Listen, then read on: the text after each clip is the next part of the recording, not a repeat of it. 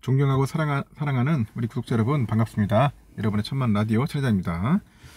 제가 좀 버벅거리네요. 전부터. 여러분 저녁 맛있게 드시고 이제 편안하게 쉬고 계신지 모르겠네요. 그렇게 편안하게 릴렉스하게 쉬십시오. 침대 딱 틀어 놓아가지고 스피커폰으로 딱 틀어놓으면 됩니다. 뭐 귀로 이렇게 쫑긋 세우고 들으시면 좋고, 눈으로 보지 마세요.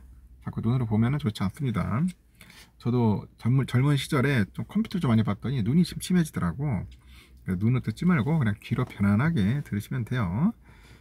요즘 보니까 재밌는 이야기들이 좀 많이 있는데, 요즘 이런 얘기가 있어. 최악일 때가 기회다. 최악일 때. 안 그러면 저는 이 최악을 즐겨야 돼. 최악. 이 최악을 즐길 수 있는 그런 여러분들의 배포와 배짱이 있어야 한다는 건데, 그게 쉽지가 않다는 거죠.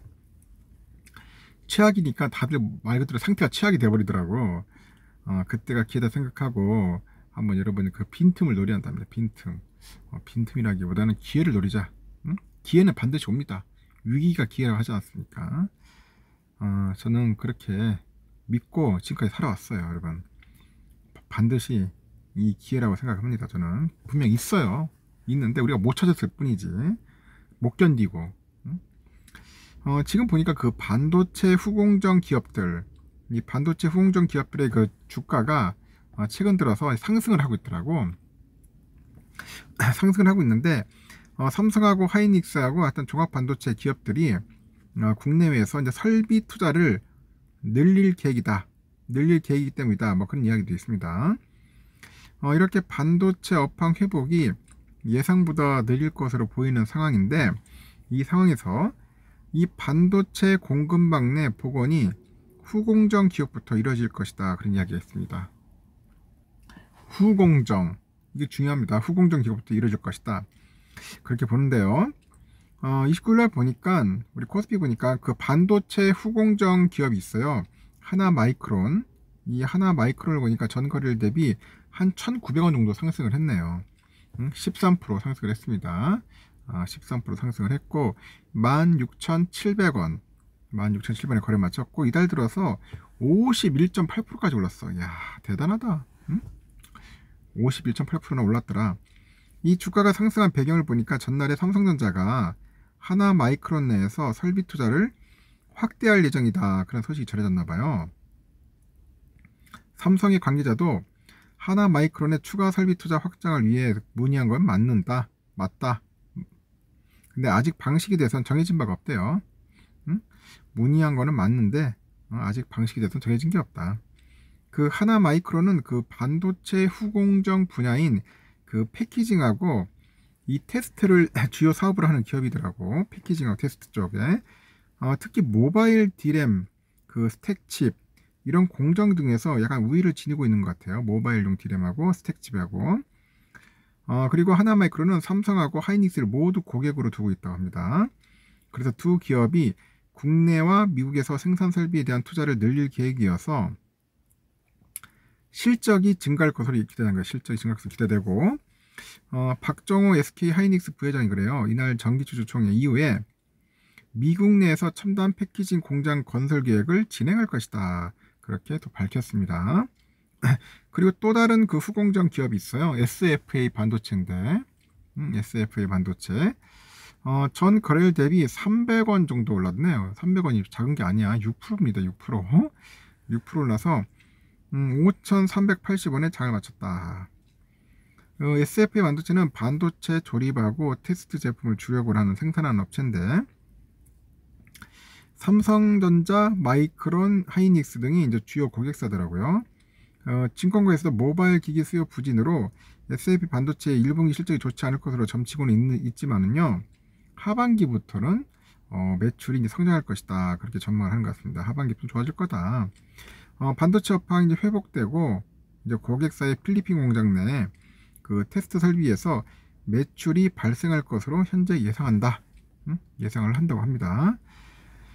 현재 보니까 고객 요구에 따라 가지고 SFA 반도체는 필리핀 공장 테스트 설비를 30% 이상 증설하고 있다고 해요.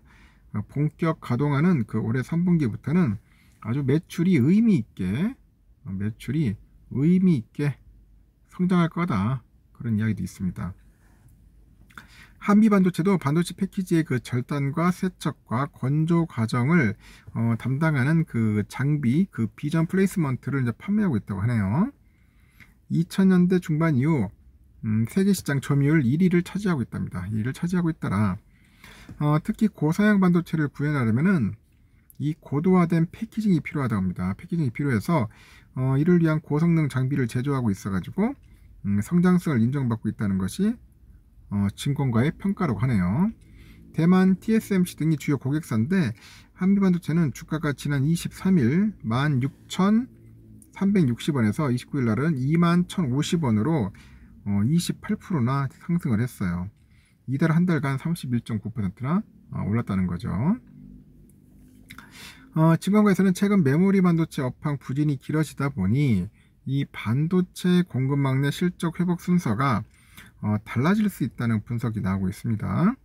그래서 과거에는 과거 회복 순서가 전공정 장비, 그 다음에 부품, 소재, 후공정이었다면은 이번 사이클에서는 거꾸로 되는 게 아니야. 역순이 될 것 같다. 그러면 후공정 먼저 뜨고 그 다음에 소재, 부품, 전공정 장비가 이제 뜨지 않겠냐?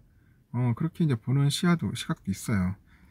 하여튼 최악일 때가 기회다. 반도체 소부장주가 요즘 강세라는 그런 이야기입니다. 우리 삼성전자는 왜 이렇게 막 비실비실 되냐? 상당히 좀 아리송하는 것 같습니다. 솔직히 저도 봐도 조금 답답함은 있어요. 이게 징그럽게 안 오르니까. 응? 왜 그런지 모르겠어. 요즘 보니까 DB 하이텍은 막 좀 날아다니는 것 같더라고, 또 보니까. 응? 시스템 반도체 기업이죠. DB 하이텍. 행동주의 펀드에 타깃으로 거론되고 있다는데 기관 애들이 벌써 나흘 동안 2,200억 정도 넘게 사들였어요. 주가를 끌어올리더라고. 이 기관에서도 보니까 사모펀드랑 기타 법인의 순매수 금액이 1,300억 원을 넘어요. 시장에서는 주주행동주의 자금이 유입된 것 같다. 이 강성부 펀드로 알려진 KCGI가 나섰다는 그런 이야기도 있어요. 그러다 보니까 주가를 쫙 끌어올리는 거야.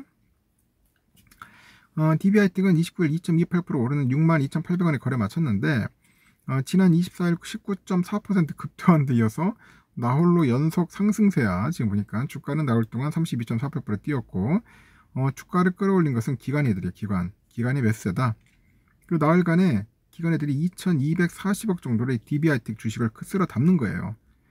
특히 기간 중에 보니까 사모펀드하고 기타 법인에서 한 1,316억 정도 싸그리 매수한 거예요.